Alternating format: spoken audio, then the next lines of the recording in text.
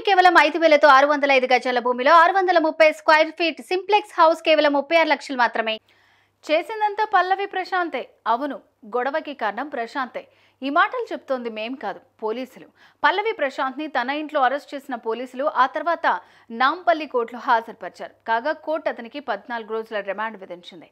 అయితే ఆ రిమాండ్ రిపోర్ట్లో సంచలన విషయాలున్నాయి. మరి రిపోర్ట్లో ఏముంది? చేసిందంతా ప్రశాంతే అని పోలీసులు అంటున్నారు.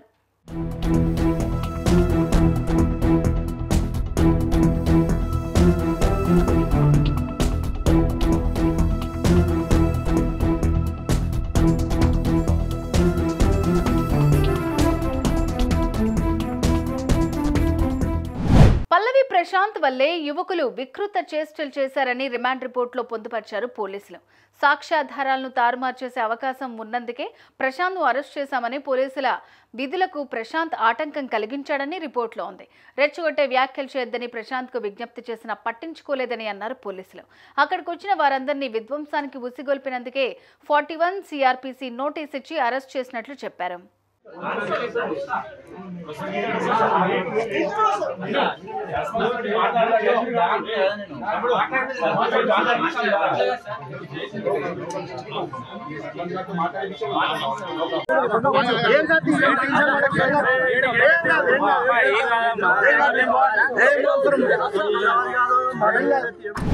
యువకులను ఉసిగల్పడం వల్లే వాళ్ళు రెచ్చిపోయి 8 బస్సులు, కొన్ని కార్లు పూర్తిగా ధ్వంసం చేశారని పోలీసులు రిమాండ్ రిపోర్ట్లో చెప్పారు.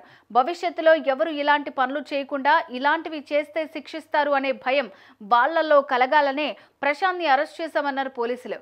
ప్రశాంత్ బయట ఉంటే సాక్ష్యాలను తారుమారు చేసే అవకాశం ఉందని, అందుకే అరెస్ట్ చేశామని ఆ రిమాండ్ రిపోర్ట్లో పొందుపరిచారు పోలీసులు.